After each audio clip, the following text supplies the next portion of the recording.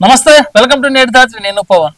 Point to point with Pavan. ఈ రోజు సరికొత్త సంచిక నేటి ధాత్రి విశ్లేషించింది. ముఖ్యంగా రాజకీయంగా ఎలా ఉండాలి, రాజకీయ పార్టీ నాయకులు వాటి యొక్క మాట ధోరణి ఎలా ఉండాలి, వాళ్ళు ఇచ్చిన హామీలు ఏ విధంగా నిలబెట్టుకోవాలని నేటి ధాత్రిలో సరికొత్త సంక్షిప్తంగా ప్రచురింపబడినది.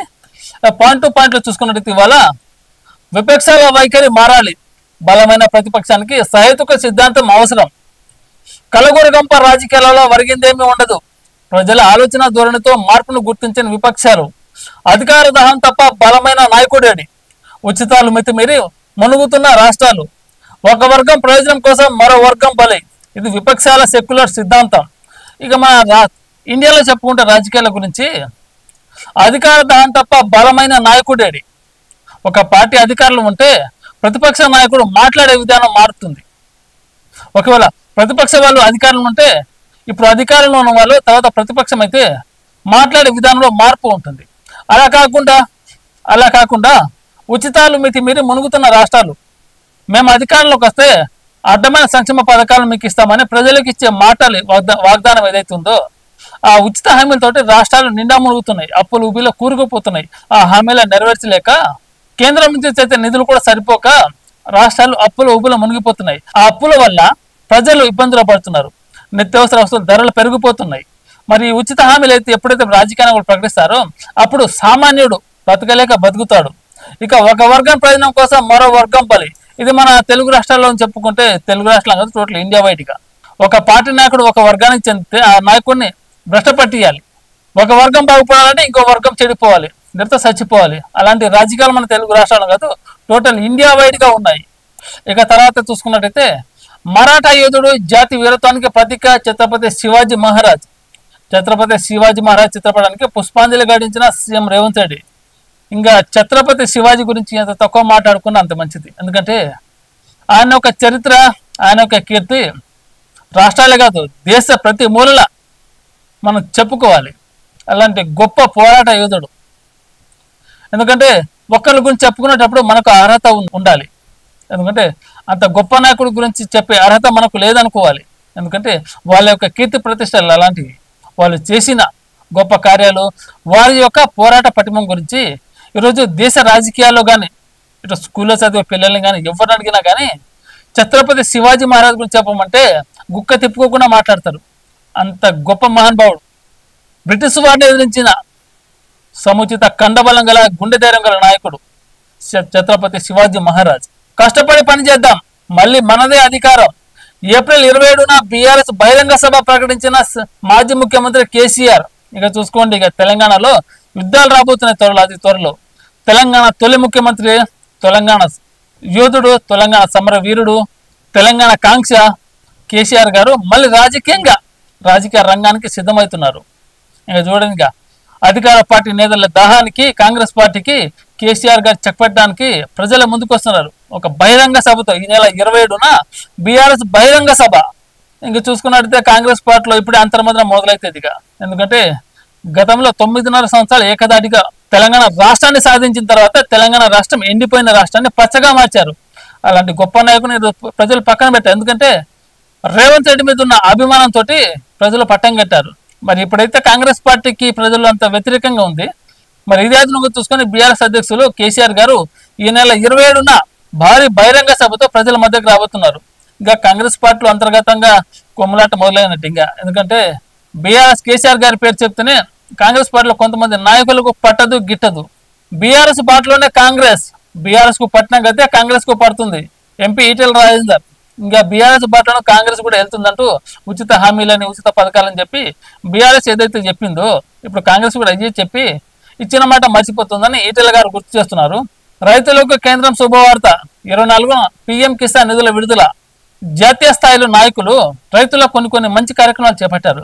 అదే పీఎం కిసాన్ యోజన అనే కార్యక్రమం రైతులకు కొంతమేరకు ఊరట వేస్తుంది. ఎందుకంటే రోజంతా కష్టపడి పనిచేసే రైతులకు ఎవరు సముచిత న్యాయం కల్పించలేదు.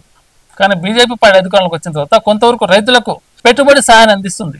ఇటు రేషన్ ద్వారా కానీ లేకపోతే పంట పెట్టుబడి ద్వారా కానీ కొంతవరకు వెసులుబాటు కల్పిస్తుంది. మరి ఈ నెల 24న పీఎం కిసాన్ నిధుల విడుదల. మరి రైతులంతా ఎంతో ఆతృతగా ఎదురు చూస్తున్నారు. కేంద్రం నుంచి రావాల్సిన నిధులు ఎప్పుడు మా అకౌంట్లో పడతాయి, వాటిని ప్రతి రైతుకు అవసరం ఉంటుంది ప్రతిరోజు. డబ్బులు ఎవరికి అవసరం ఉండదు చెప్పండి. అలాగే కూటమి ప్రభుత్వంలో రైతుల బతుకులు ఆగం. మిర్చి రైతులను పట్టించుకుని బాబు, ప్రభుత్వ నిర్లక్ష్యంతో కష్టాలు పడుతున్న రైతులు, మా హయాంలో గిట్టుబాటు ధరలతో రైతులను ఆదుకున్నాం. ఇక ఆంధ్రప్రదేశ్ గురించి మాట్లాడుకుంటే 5 ఏళ్ళు అధికారంలో వైఎస్ఆర్సీపీ పార్టీ రాష్ట్రాన్ని నిర్వీర్యం చేసిందని టీడీపీ వాళ్ళు విరుచుకుపడ్డారు. ఇప్పుడు కూటమి ప్రభుత్వం అధికారంలోకి వచ్చిన తర్వాత జగన్ గారు కూటమి ప్రభుత్వం విరుచుపడుతున్నారు. మేము 5 ఏళ్ళు అధికారం ఉన్నప్పుడు రాష్ట్రాన్ని బాగు చేస్తామని జగన్ గారు చెప్పారు. కానీ ఇక్కడే మన అంతర్గతంగా కొట్లాట మొదలవుతుంది రాజకీయ పార్టీలు. వీళ్ళు ఉన్నప్పుడు వాళ్ళని, వాళ్ళు ఉన్నప్పుడు వీళ్ళని కొట్టుకోవడానికి తిట్టుకోవడం సరిపోతే తప్ప ప్రజల పాలనపై ఏ విధంగా దృష్టి పెట్టట్లేరు వీళ్ళు. అబద్ధాలతో జగన్ రాజకీయ డ్రామాలు, పచ్చి అబద్ధాలతో రైతులను తప్పుదో పట్టించే ప్రయత్నాలు, మిర్చి అడ్డు వద్ద తప్పుదో పట్టించేలా ప్రసంగాలు, జగన్ మానసిక స్థితిపై అనుమానాలున్నాయి. ఓటమి భారంతో స్పృహ లేకుండా మాట్లాడితే ఎలా? జగన్ తీరుపై ఘాటు విమర్శలు చేస్తున్న మంత్రి అచ్చెన్నాయుడు.